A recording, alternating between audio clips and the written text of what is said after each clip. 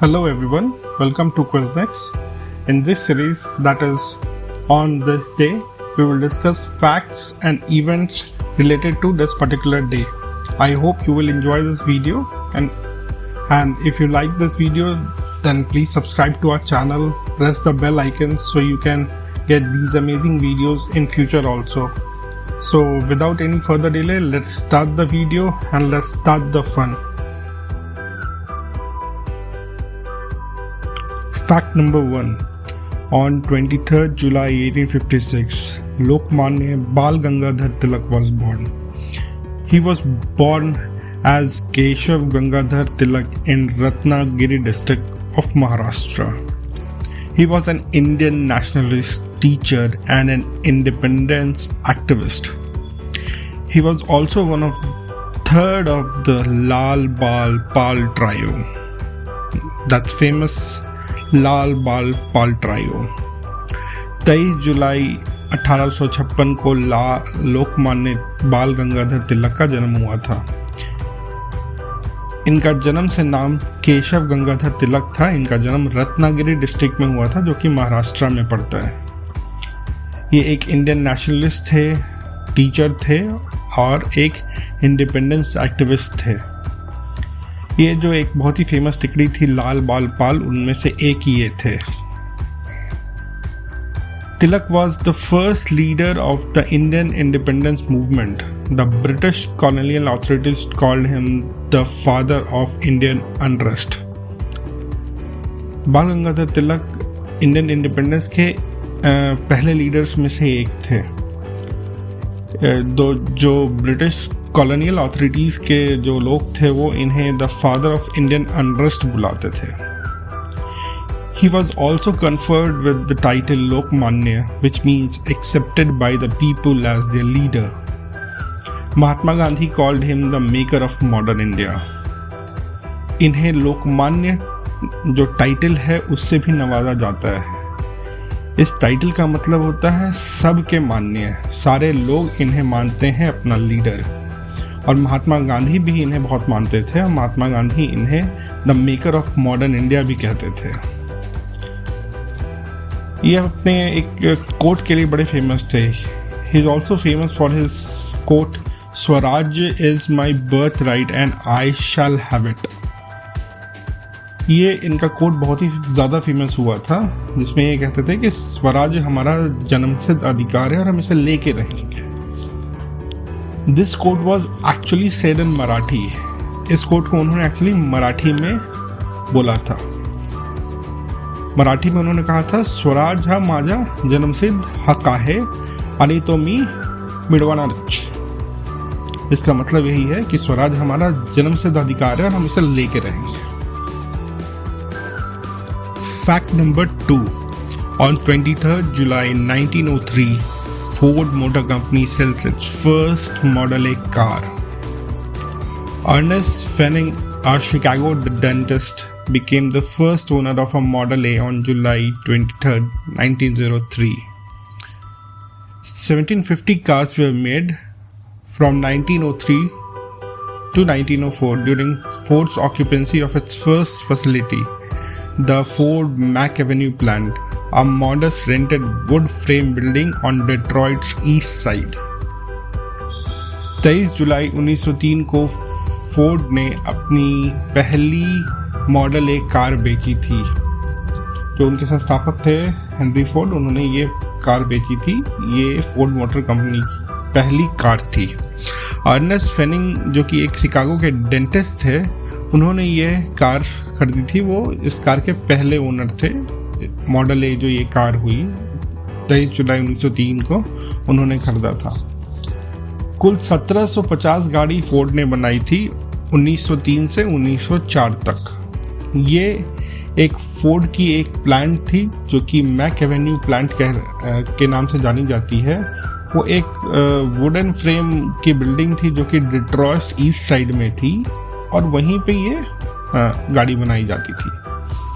The Model A came in two variants, a 4-seater tonneau priced at $850, while a sporty 2-seater version, the Runabout, cost $750. Not cheap, considering the average US salary in 1900 was only $438. While the Model A was no runway success by October, the Ford Motor Company has managed to turn a $37,000 profit. जो ये car है model ए, ये 2 variants के साथ आती थी।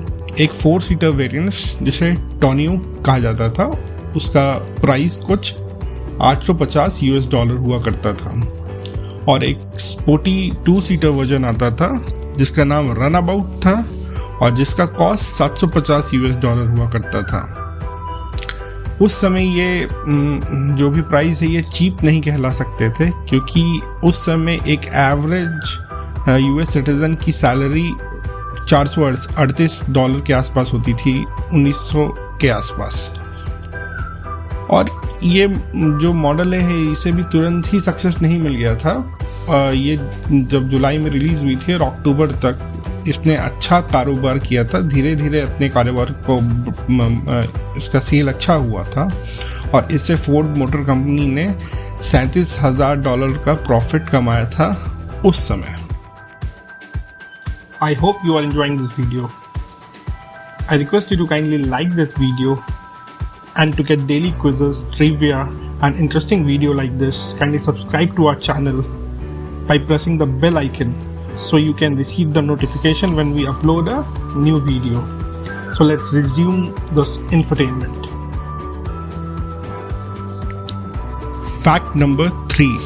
On 23rd July 1906, the great Indian freedom fighter Chandrasekhar Azad was born. He was born in Alirajpur district of Madhya Pradesh. He was an Indian revolutionary who organized the Hindustan Republic Association under its new name of Hindustan Socialist Republican Army (HSRA) after the death of its original founder Ram Prasad Bismil. He often used the pseudonym Balraj when signing pamphlet issued as the Commander-in-Chief of the HSRA Hindustan Socialist Republic Army. 23 जुलाई 1906 को हमारे देश के एक बहुत ही महान freedom fighter Chandrashekhar Azad का जन्म हुआ था। इनका जन्म अलीराजपुर डिस्ट्रिक्ट जो कि मध्य प्रदेश में पड़ता है वहाँ हुआ था। एक बहुत बड़े हमारे देश के रिवॉल्यूशनरी थे। इन्होंने उस समय हिंदुस्तान रिपब्लिकन एसोसिएशन को एक नए नाम के साथ फिर से खड़ा करने की कोशिश की थी, और वो नया नाम था Hindustan socialist Republican army (HSRA). Hindustan Republican association actually में बनाया गया था एक और फ्रीडम फाइटर जो राम प्रसाद बिस्मिल थे उनके द्वारा बनाया गया था। उनके डेथ के बाद इस ऑर्गेनाइजेशन को वापस खड़ा करने में चंद्रशेखर आज़ाद ने एक भूमिका निभाई थी। चंद्रशेखर आज़ाद यूजुअली अपना एक सूडो नेम यूज़ करते थे बलराज, जब भी वो किसी तरह का पैम्फलेट बांटते थे इस हिंदुस्तान सोशलिस्ट रिपब्लिकन आर्मी के बिहाफ में। जब वो कोई पैम्फलेट बांटते थे, कहीं पैम्फलेट लगाते थे, तो अपना सूडो नेम या साइन कर देते थे Balraj, commander in chief of the HSRA Hindustan socialist Republic army. Azad died at Azad Park in Allahabad on 27 February 1931. The police surrounded him in the park after Veer Bhadra Tiwari, their old companion who later turned traitor, informed them to his presence there. आज़ाद का देहांत आज़ाद park जो कि इलाहाबाद में है 27 फरवरी 1931 को हुआ था। उन्हें उस पार्क में उस समय पुलिस ने चारों तरफ से घेर लिया था जब उनके एक पुराने साथी जो कि बाद में गद्दार बन गए थे, वीरभद्र तिवारी, उन्होंने उनके जगह को पुलिस को बता दिया था कि आज़ाद इस समय यहाँ पे छिपे हुए हैं और पुलिस ने घेर लिया था उन्हें। He shot himself after being surrounded by the police and left with no option of escape after the ammunition was finished. Also, it is said that he used to keep a bullet to kill himself in the event of being caught by the British. The Colt pistol of Chandrasekhar Azad is displayed at the Allahabad Museum. उन्होंने खुद को गोली मार ली थी जब वो police से चारों तरफ से घिर चुके थे। वो किसी तरह से भी बच निकलने का कोई रास्ता नहीं रह गया था और उनके पास जितने भी असला थे, एम्यूनिशन थे, वो ख़त्म हो चुके थे। और ऐसा कहते हैं कि हमेशा अपने साथ एक बुलेट कैरी किया करते थे, एक गोली अपने साथ रखा करते थे कि अगर ऐसा कोई सिचुएशन आए जहाँ पे उनको इस तरह से घेर लिया जाए तो वो कभी नहीं चाहते थे कि कोई ब्रिटिशर उन्हें गोली मारे या ब्रिटिश सेना का कोई अधिकारी उनको गोली मारे। वो खुद अपने आप को शहीद करेंगे। और उनकी एक कोल्ट पिस्टल थी जिससे उन्होंने अपने आप को गोली मार ली थी। और ये कोल्ट पिस्टल अभी इलाहाबाद म्यूजियम में डिस्प्ले पे भी रखा गया है, लोग जाते हैं इसे देखने के लिए। Fact number 4, on 23rd July 1972, the United States of America launches Landsat-1, first Earth resource satellite. The Earth resource satellite technology satellite ERTS-1 was launched into space on board a Delta 900 rocket from Vandenberg Air Force Base, California. 23 जुलाई 1972 को United states of America ने एक satellite launch किया था जो कि दुनिया का पहला रिसोर्स सैटेलाइट था। इसका नाम लैंडसैट-1 था। ये earth resource technology satellite ERTS-1 space में लॉन्च किया गया था एक रॉकेट द्वारा जो कि डेल्टा 900 रॉकेट था। वैंडनबर्ग एयरफोर्स बेस जो कैलिफोर्निया है वहाँ से ये सैटेलाइट को लॉन्च किया गया था इस रॉकेट के द्वारा। ERTS-1 was the first Earth observing satellite launched to monitor and study our planet's landmass. Also known as ERTS-A, the satellite was renamed Landsat-1 in 1975 and collected data until January 1978. ERTS-1 ये पहला ऐसा satellite था जो कि अर्थ को observe करने के लिए बना हुआ था। इसका काम था मॉनिटर करना और स्टडी करना हमारे प्लैनेट के लैंड मास को, अर्थ के लैंड मासेस को स्टडी करना, डेटा कलेक्ट करना, मॉनिटर करना इसका एक मेजर प्रोग्राम था। इसे ERTS-A भी कहा जाता है। इस सैटेलाइट को बाद में रीनेम किया गया था लैंडसैट-1 1975 में और ये करीब जनवरी 1978 तक डेटा कलेक्ट करता रहा था। Fact number 5, on 23rd July 1967, first successful liver transplant was done on a 19-month-old Julie Rodriguez by Dr. Starzl at the University of Colorado. Dr. Thomas Starzl performed the first ever deceased donor live transplant in 1967 on a 19-month-old Julie Rodriguez. He was also known as the father of transplantation. Julie became the first liver recipient with a survival exceeding 1 year. 23 जुलाई 1967 को पहला successful liver transplant हुआ था। एक 19 महीने की बच्ची Jully Rodriguez के ऊपर इस ट्रांसप्लांट को सक्सेसफुली किया था डॉक्टर स्टार्जल ने यूनिवर्सिटी ऑफ कोलोराडो में। डॉक्टर थॉमस स्टार्जल ने ये लिवर ट्रांसप्लांट किया था। ये पहली बार एक डिसीज के डोनर को लेके एक लाइव जिंदा इंसान के अंदर में ये लिवर ट्रांसप्लांट हुआ था इन 1967, जो कि एक 19 साल की बच्ची के ऊपर हुआ था जिसका नाम जूली रॉड्रिगेज था। डॉक्टर थॉमस स्टार्जल को इसके लिए द फादर ऑफ ट्रांसप्लांटेशन भी कहा जाता है।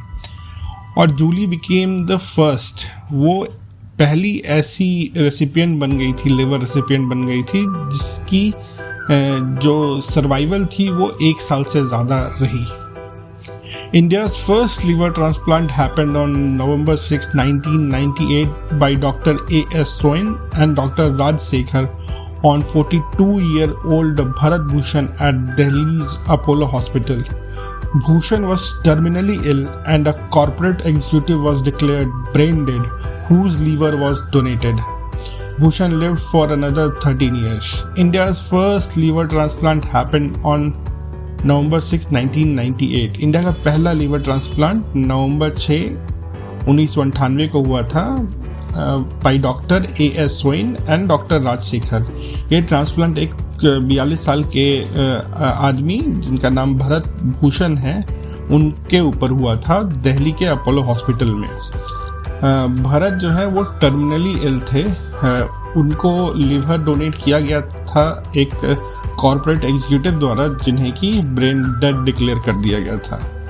और इस ट्रांसप्लांट के बाद भूषण आगे और 13 साल तक जिंदा रहे. Thanks again for watching this video.